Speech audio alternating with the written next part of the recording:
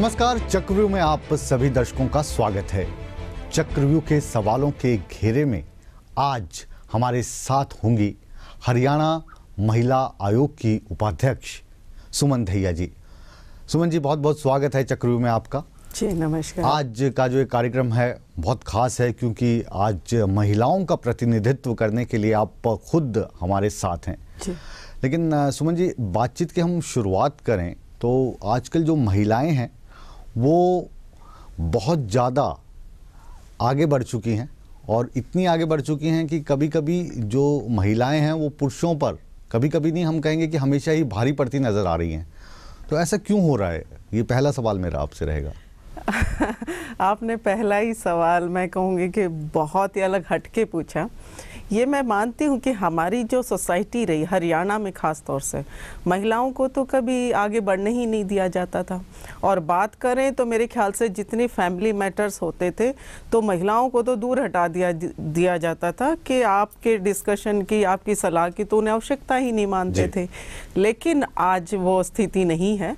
आज हरियाणा में महिलाओं की स्थिति काफ़ी हद तक अच्छी हुई है और मैं ये मानती हूँ आज हर क्षेत्र में महिलाएं हैं और आज उनका उस घर में बराबर का, मैं कहती हूँ आज वो बराबरी के हिस्से से अपना हक जताते हुए रह रही है। आज जब महिला अपने हकों की लड़ाई लड़ रही है, अपने उसूलों की लड़ाई लड़ रही है, तो कहीं ना कहीं क्योंकि पुरुष प्रधान देश रहा है हमारा, तो जब महिलाएं बोलती हुए मुझे नहीं लगता हमारे पुरुषों को ज़्यादा पसंद आती हैं। मैं ये मानूं कि जो गलतियां हमारे बुजुर्ग कर गए हैं पुरुष वर्ग वाले, उनसे आप गिन गिन के बदला लेने के लिए महिलाओं को प्रोत्साहित कर रही हैं? नहीं, बदला लेने के लिए नहीं है।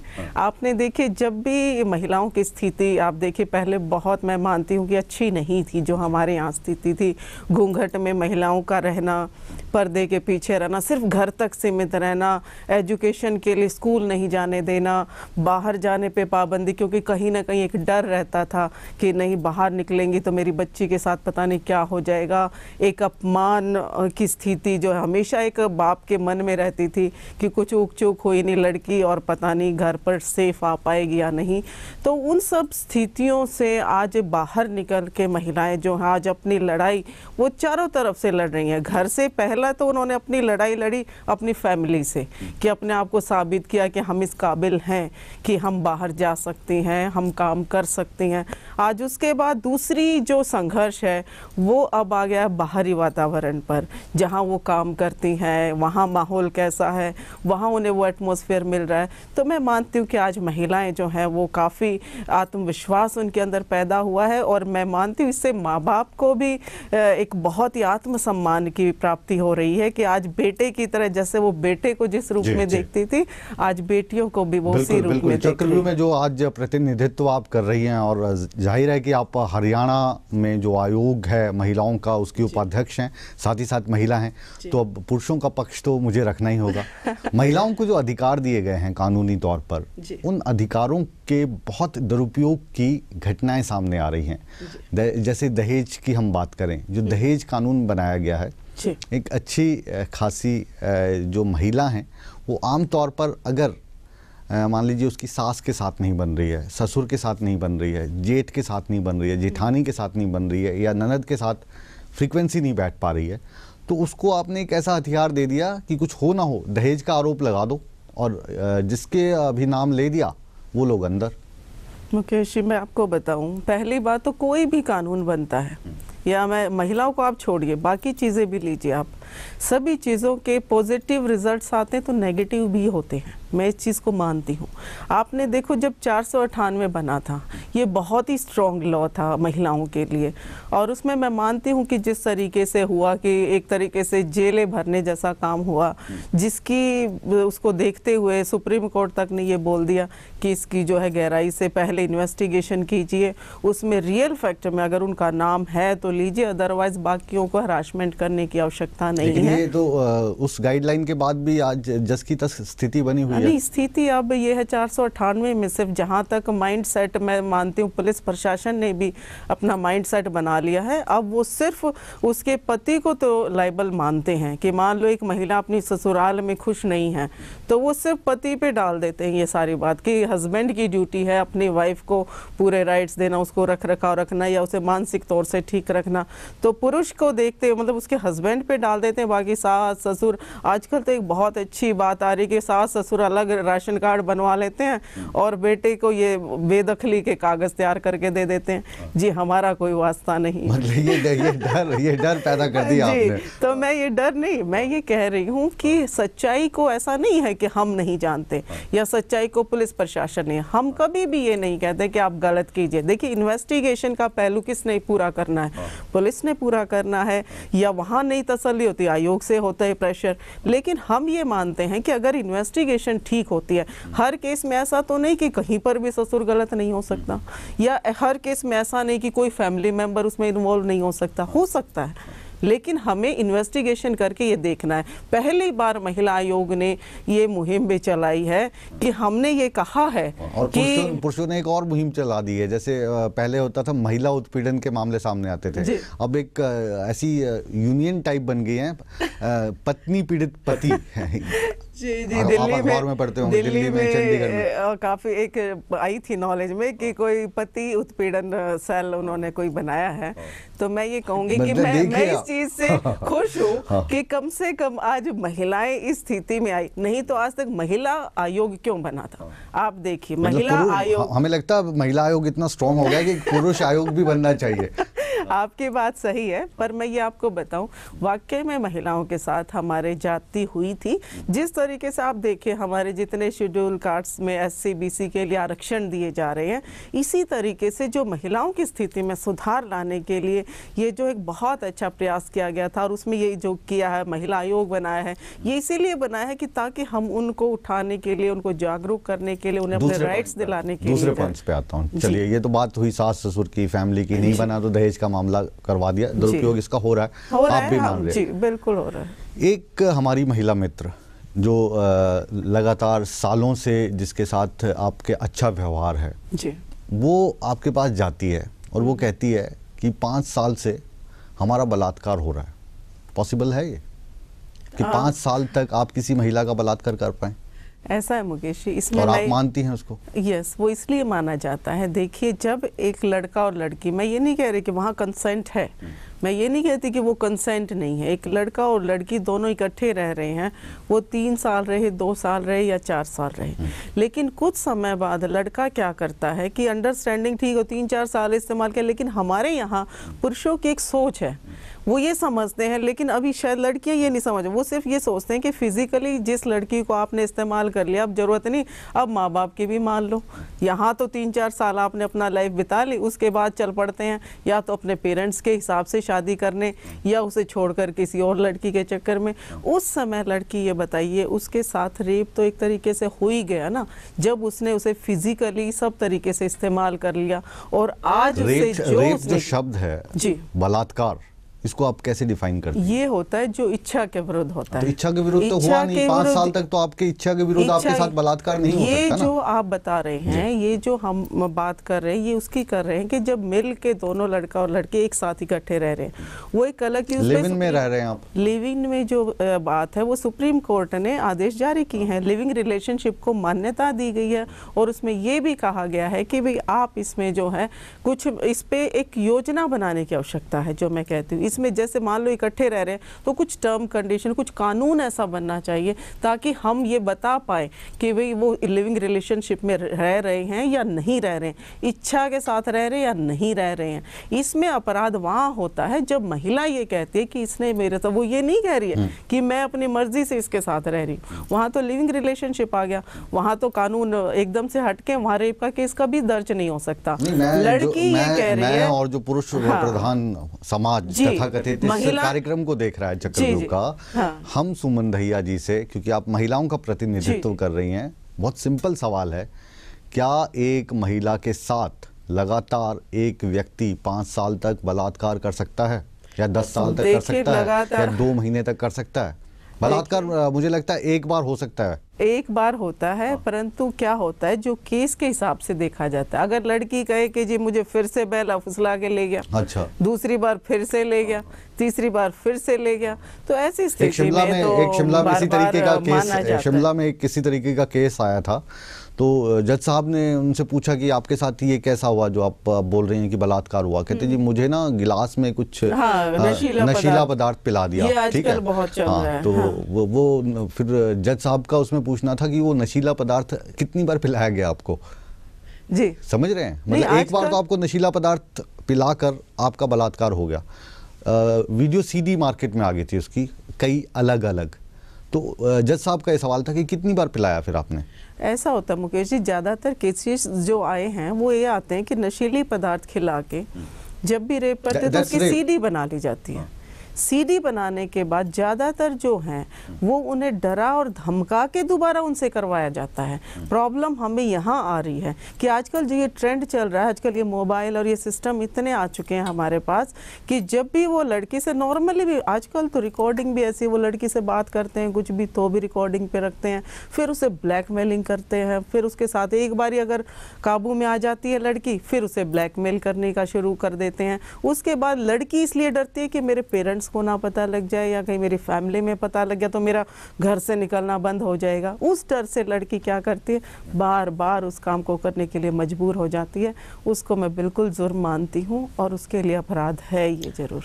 महिलाओं का पक्ष सुमन दहिया से कोई बेहतर रख पाए हमारे सामने, मुझे ऐसा नहीं लगता। और जो भी सवाल हम कर रहे हैं बेबाकी से जवाब मिल रहा है, लेकिन चक्रव्यूह में अभी बातचीत का सिलसिला जारी है। आप बने रहिए ईटीवी के साथ। मिलते हैं छोटे से ब्रेक के बाद। आपने अभी एक बयान दिया कि पूरे प्रदेश में या देश में जो वेश्यावृत्ति है इसको कानूनन एक मान्यता दे देनी चाहिए। मैंने इतना कहा था कि हमारे यहाँ पर बैन है, बैन होने के बाद भी इतना ओपनली हो रहा है।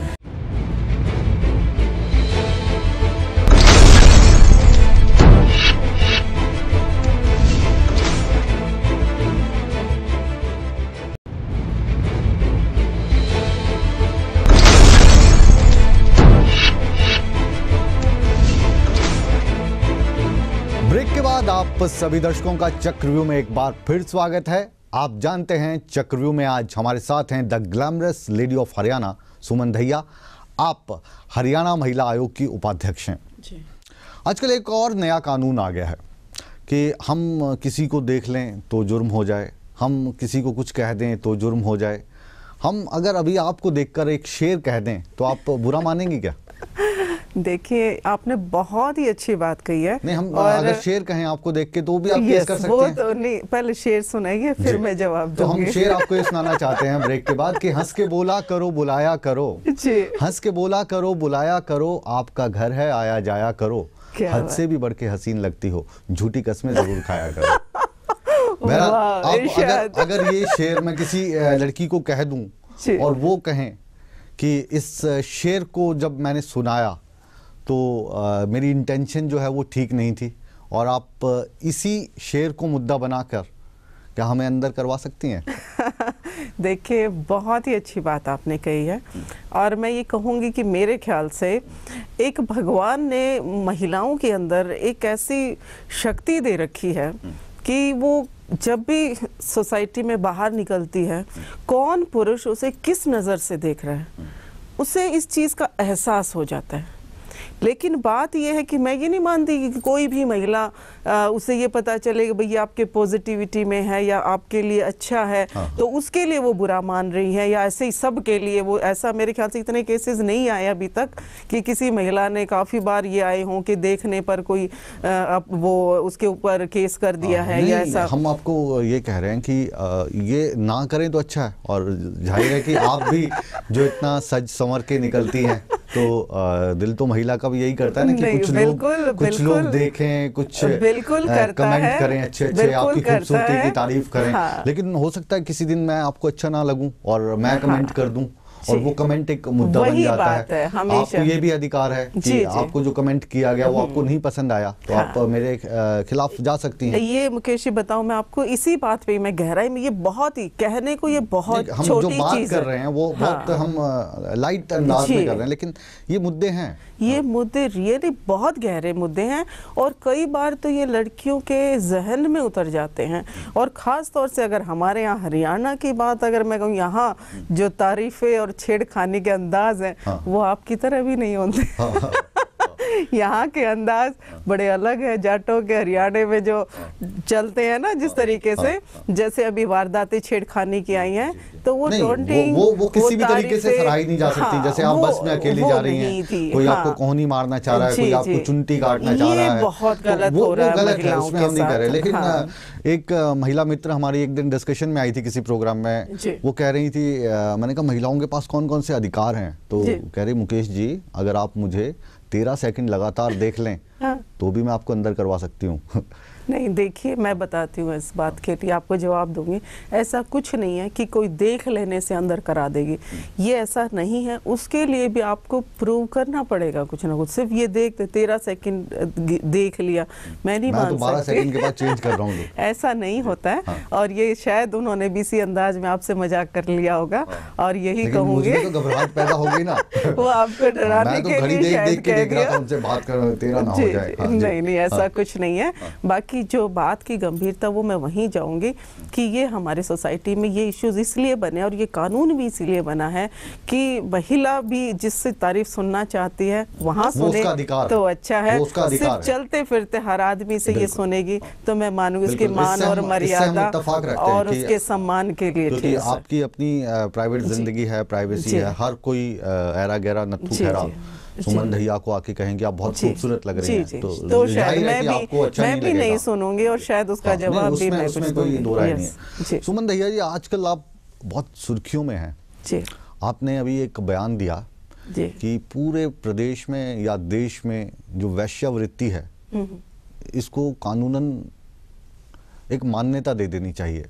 तो ये जो बयान है, पहले हम इसके मायने आपसे समझने की कोशिश करेंगे, उसके बाद सवाल इस पे करेंगे। मैंने आपको मैं क्लियर करूं कि जी पहली बात, मैंने कोई बयान नहीं दिया और मैं कभी राजनीतिक बात भी इसमें नहीं लेके आई हूँ, क्योंकि ये इशू भी बहुत गंभीर है। हमारे यहाँ कई बारी शिकायतें, और आपके ही चैनल ने एक स्टिंग ऑपरेशन किया था गुड़गांव से, ईटीवी चैनल के द्वारा ही किया गया था कि गुड़गांव में हर पॉइंट्स हैं काफ़ी थोड़ी थोड़ी दूरी पर जहां आप रात को 8 बजे के बाद ओपनली देख लेते हैं कि ये प्रोस्टिट्यूशंस के धंधे जो है वो चल रहे हैं। वैश्यावृत्ति का जो धंधा है वो इस दुनिया का सबसे पुराना धंधा है। हमारे समाज में ये पहला रहा होगा तो भी शायद हम गलत ना हो। जी, बहुत प्राचीन है, बहुत प्राचीन मतलब सबसे पहला आप कहें देव कन्या के नाम से जो हमारे यहाँ पर चलती थी भारतवर्ष में, पूरे दुनिया में। आलू के बदले एक भेड़ देते थे या चने के बदले दाल देते थे, तो उसी तरीके से ये वाली चीज भी उस समय के बिजनेस में शामिल थी, जिसका इतिहास जो है वो किताबों में लिखा हुआ। जी। तो उसी के चलते हुए कई बार ये चीज़ें सामने आई, उसमें मैं भी गई, डिबेट्स में भी बैठी मैं, मुझसे भी सवाल किए गए कि कहाँ है महिला आयोग, क्या कर रहा है ये सामने जो है महिलाओं के साथ। अब जहाँ पर ये काम ओपनली हो रहे हैं वहाँ से मेरी नॉर्मल लड़कियाँ जो है रूटीन में वे भी आती जाती हैं। आप जानते हैं एनसीआर के नज़दीक तो आजकल नाइट शिफ्ट में भी लड़कियाँ काम कर रही हैं, डे शिफ्ट में भी कर रही हैं, वो सब तरीके से आ जा रही हैं। तो मैं ये मानती हूँ वहाँ से सेफ नहीं है वो एरियाज, वहाँ से नॉर्मल लड़की जाएगी तो उसे भी कोई कुछ भी टॉन्टिंग कर सकता है, पूछ सकता है, ये सब चीज़ें। जी, तो ये सब चीज़ें जो है आती हैं, तो उसके द्वारा कई बार शिकायतें मेरे पास आई। तो अभी रिसेंटली मैं खुद एक दिन तो मैं जाके मैंने एक दिन गुड़गांव में ये हालात देखे, उसके बाद फरीदाबाद में प्रोग्राम में गई, तब मैंने इस चीज़ को, वहाँ से भी शिकायत आई, तब मैंने इस इशू को जो है उठाया। मैंने इतना कहा था कि हमारे यहाँ पर बैन है, बैन होने के बाद भी इतना ओपनली हो रहा है और प्रशासन शायद लगाम इस पे नहीं कस पा रहा है। जहाँ तक मैं देख रही हूँ कि मजबूरी भी कि भाई ये क्यों नहीं अब तक ये बैन हो पा रहा है, इतना होने के बाद भी, मीडिया के चलाने के बाद भी, स्टिंग ऑपरेशंस होने के बाद भी। तब मैंने कहा कि मीडिया के सामने ही मैं रूबरू हो रही थी, तो मैंने कहा कि मैं सरकार से इस मामले में अपील करना चाहती, क्योंकि इस चीज़ का समाधान महिला आयोग के पास नहीं है। और मैं ये मानती हूँ कि अगर इस चीज़ को काबू किया जाएगा तो इससे काफ़ी कुछ जो है महिला रूपी अपराधों में जो है कमी आएगी। तो उसके लिए मैंने कहा कि या तो इसको, इस प्रोस्टिट्यूशन के धंधे को या तो बिल्कुल ही बैन कर दिया जाए या इसको लीगलाइज कर दीजिए। अगर आपसे नहीं बैन हो पा रहा है तो लीगलाइज किया जाना चाहिए। अब जैसे हरियाणा से आपका संबंध है, गुड़गांव की आप बात कर रही हैं, फरीदाबाद की आप बात कर रही हैं, वहाँ पे ये इलीगल है। आपके साथ लगते दिल्ली में ये लीगल है। हाँ, देखिए कैसा वहाँ भी अलग से जगह बनी हुई है। और जो लड़की या जो औरत अपना जिस्म बेचने पे मजबूर है, मजबूरी के लिए ही वो कार्य कर रही है। जैसे आप अगर किसी को लाइक नहीं करते तो आप उसका हाथ नहीं पकड़ सकते, तो उसके साथ संबंध कैसे बना सकते हैं? तो कोई मजबूर होगा वही ये काम कर रहा होगा। बिल्कुल, तो सुमन दहिया क्या चाहती हैं कि जो भी महिलाएं या जो भी लड़की इस पेशे में उतरी हुई हैं या पेशे में उतरने के लिए मजबूर हैं, उनको एक पर्याप्त लाइसेंस देकर इस धंधे में बिठाना उचित है? क्योंकि धंधा तो वो अभी भी कर रही हैं, पुलिस वालों को पैसे दे रही हैं, होटल में रेड पड़ती है तो छूटने के लिए वो जाती हैं, लेकिन अगर ये लीगलाइज होगा तो आपके हिसाब से वो एक अच्छा कदम होगा उन महिलाओं की, अगर हम बात करें जो ये काम कर रही हैं? और जाहिर है कि कोई भी अपना जिस्म नहीं बेचना चाहता, खुशी कोई नहीं बेचना चाहता, तो मजबूरी ही रही होगी। मैं अपने यहाँ की संस्कृति, हिंदुस्तान के संस्कृति से सभी वाकिफ़ हैं। ऐसा नहीं है कि मैं कहीं बाहर से आई हूँ, मैं भी वाकिफ़ हूँ कि हमारी संस्कृति क्या है। इस काम में महिलाओं को कभी भी हमारे यहाँ परमिशन नहीं दी गई है, मैं भी मानती हूँ। लेकिन यहाँ पर जो महिलाएं इस काम में जा रही हैं, ये आप भी कह रहे, मैं भी कह रही कि वो मजबूरी वश जा रही हैं। उसे समाज में किन परिस्थितियों की वजह से वो गई हैं, लेकिन वो है तो महिला ना। हम महिलाओं के लिए बहुत बड़ी बड़ी बातें करते हैं, बहुत बड़े बड़े वादे करते हैं, तो इस पार्ट पे हम खुल के क्यों नहीं बोलना चाहते? क्यों नहीं हम उनके बारे में सोचते? तब समाज आ जाता है ना, तब समाज आ जाता है। समाज के बड़े बड़े ठेकेदार आते हैं, जब आप कोठों में नहीं सुमन दहिया ये बयान क्यों दे रही है, में जाते हैं, खुद जो आप बता रहे हैं इलीगल ट्रैफिकिंग के माध्यम से लड़कियों को बुलाते हैं, तब कोई नहीं बोलता। लेकिन अगर सुमन दहिया अगर बात करती है कि इसको लीगलाइज किया जाए, तो फिर सुमन दहिया का जो बयान है बहुत आपत्तियां उठती हैं, निजी बयान बताया जाता है। मैं अंत में आपसे, जो ये कार्यक्रम है चक्रव्यूह, इसमें ये जानना चाहता हूँ कि जो महिलाएं आज की तारीख में इस पेशे में हैं, उनके लिए आप क्या चाहती हैं? देखिए, मैं ये चाहती हूँ कि इसके लिए तो सरकारों ने सोचना है क्या करे क्या नहीं, लेकिन मैं ये चाहती हूँ इस बीच सरकार ये जरूर प्रोविज़न कर सकती है, दिल्ली की तर्ज पर कर सकते हैं। हम ये चाहते हैं कि एक तो इन महिलाओं के लिए शहरों से दूर थोड़ा ऐसा स्थान जो है ना इनका होना चाहिए, ताकि वे सब वहाँ पर अपने इस कार्य को कर सकें। दूसरा, उनका medical checkup time to time किया जाना चाहिए, क्योंकि मैं ये मानती हूँ कि हमारे यहाँ जो आपत्तियाँ करते हैं ना, वो भी बहुत सारे इन गलियों में जाते हैं। तो वहाँ से क्या क्या बीमारियाँ लेकर आते हैं जो हमारी ही सोसाइटी में फैलती हैं। आज मैं मानती हूँ एड्स का रेशो पहले हमारे यहाँ 0% होता था, आज कितने % आप अच्छे से जानते हैं। तो मैं ये कहना चाहूँगी कि इन स्थितियों से जो उन्हें मेडिकल सुविधाएं हैं, उनकी भी तो सुरक्षा है। उन महिलाओं के ऊपर इतना क्राइम है, इतना अत्याचार होता है उन लड़कियों के ऊपर, क्या किसी ने उनकी सुध ली है? कितने % वो वहीं पर गल सड़कर मर जाती हैं? उनकी क्या स्थिति है? क्यों ऐसा अत्याचार? आज हम 21वीं सदी की बात कर रहे हैं, उनके बारे में भी सोचना हमारा फ़र्ज़ बनता है, हमारी जिम्मेवारी बनता है। हमें इसे मुंह नहीं मोड़ना चाहिए, खुलकर सामने आने की आवश्यकता है इस समय पर। और मैं किसी भी सरकार के लिए ये नहीं कर रही हूँ कि कई लोग ये समझे कि मैं कोई राजनीतिक कर रही हूँ। मैं आपको क्लियर हार्टेड, मैं अपने दिल की बात ये आपके सामने रखना चाहती हूँ। महिला के दिल की बात है और ये जो आपके विचार हैं इसका हम सम्मान करते हैं। चक्रव्यूह में आज आप मिले बिंदास और खुशगवार, ग्लैमरस सुमन दहिया से, हरियाणा महिला आयोग की उपाध्यक्ष हैं। आप हमारे चक्रव्यूह कार्यक्रम में आई, आप अपने विचारों को हमारे साथ साझा किया, आपका बहुत बहुत शुक्रिया। चक्रव्यूह कार्यक्रम में हम आपसे फिर मुखातिब होंगे एक नई शख्सियत के साथ। आप बने रहिए ईटीवी हरियाणा हिमाचल प्रदेश के साथ। खबरों का सिलसिला बदस्तूर जारी है।